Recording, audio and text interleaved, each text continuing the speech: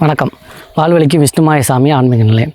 நிறைய மக்கள் அவங்களுடைய பிரச்சனைகள் என்னென்னா சொத்து தகராறு. நிறைய எங்கே பார்த்தாலும் அண்ணன் தங்கச்சி சண்டை, இல்லை அண்ணன் தம்பிக்குள்ளே, இல்லை பெற்றவங்க அவங்களுடைய சொத்துக்களை வச்சுக்கிட்டு ஒருத்தர் அவங்களுக்கு தர வேண்டிய முறையான சொத்து, வர வேண்டிய பாக பிரிவினையை சரியாக கொடுக்காம தான் மட்டுமே அந்த சொத்துக்களை ஆளணும் அப்படின்னு நினச்சிக்கிட்டு சொத்தை பிரித்து கொடுக்காமல் இருப்பாங்க. அந்த மாதிரி பிரச்சனைகளுக்கு நிறைய மக்கள் நம்மக்கிட்ட ஃபோன் பண்ணுறாங்க. அது மட்டும் இல்லை, சில பேர் பார்த்திங்கன்னா நிறையா கடன் இருக்குது. 50 லட்சம், 1 கோடி, 10 லட்சம், 20 லட்சம் இந்த மாதிரி எனக்கு கடன் ஆயிடுச்சு. நான் கொஞ்சமாக காசு சேர்த்து வச்சு ஒரு தொழில் ஆரம்பித்தேன். 1 வருஷம் 2 வருஷம் நல்லா போச்சு. இப்போ பார்த்திங்கன்னா எனக்கு வியாபாரமே இல்லை, அதனால் நான் 10 லட்சம் 20 லட்சம் கடன் ஆகிட்டேன். இந்த மாதிரி உடனடி கடன் எனக்கு என்ன பண்ணுறதுன்னு தெரியல, தற்கொலை பண்ணிக்கிட்டு செத்துடலாம் போல் இருக்குது, அந்த மாதிரிலாம் நிறைய பேர் சொல்கிறாங்க.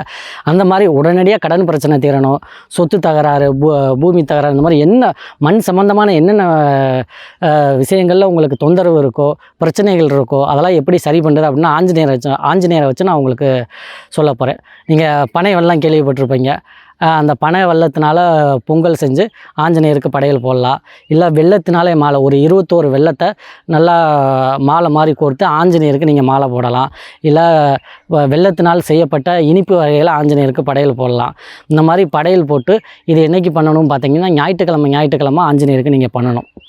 நிறைய கடன் உள்ளவங்க, லட்சக்கணக்கில் கோடிக்கணக்கில் கடன் உள்ளவங்க, இல்லை கடனை அடைக்கணும், கொடுத்த காசை வாங்கின காசை எப்படியாவது நான் சம்பாரித்து கட்டணும் அப்படின்னு நினைக்கிறவங்க எல்லாருமே இதை பண்ணலாம். இல்லை சொத்து தகராறு உள்ளவங்களும் இதை பண்ணலாம். ஆஞ்சநேயருக்கு 21 வெள்ளத்தை கட்டியாக இருக்கும், அதை நல்லா மாலை மாதிரி கொடுத்து போட்டுருங்க. ஞாயிற்றுக்கிழமை அந்த மாதிரி போட்டுட்டு வந்தாலே போதும், உங்களுடைய கடன் தொல்லை பார்த்திங்கன்னா முழுசாக உங்களுக்கு நிவர்த்தி ஆகிடும். இது பார்த்திங்கன்னா 7 ஞாயிற்றுக்கிழமை நீங்கள் பண்ணணும். 7 ஞாயிற்றுக்கிழமை தொடர்ந்து ஆஞ்சநேயர் விக்கிரகத்திற்கு நீங்கள் வெள்ளத்தினால் செய்யப்பட்ட மாலையை அனுபவிச்சுட்டு வரணும்.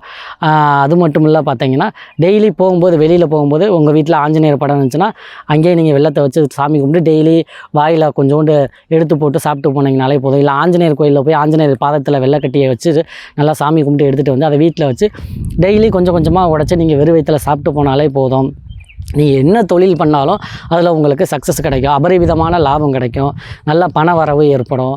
இந்த மாதிரி ஆஞ்சநேயரை வச்சு செய்யக்கூடிய ஒரு தாந்திரிக பரிகாரம். இந்த வெள்ளத்தை முறைப்படி நீங்கள் நான் சொன்ன மாதிரி ஆஞ்சநேயருக்கு வச்சு டெய்லி பயன்படுத்திட்டு போகிறதுனால உங்களுடைய தர்தினியங்கள் நீங்கி அனைத்து விதமான சுபிட்சங்களும் வாழ்க்கையில் உங்களுக்கு நடக்கும், எல்லா வளநலமும் கிடைக்கும். அதனால் கஷ்டப்படுற எல்லாருமே நான் சொன்ன இந்த ஆஞ்சநேயருக்கு வெள்ள பரிகாரத்தை வச்சு உங்களுடைய கஷ்டங்கள் துயரங்களை நீக்கி வாழ்க்கையில் எல்லா வளமும் சந்தோஷமும் கிடைக்கும். எல்லா உள்ள ஆஞ்சநேயர் அருள்னால் நான் சொன்ன இந்த பரிகாரத்தை செஞ்சு பயனடைஞ்சுக்கோங்க. நன்றி, வணக்கம்.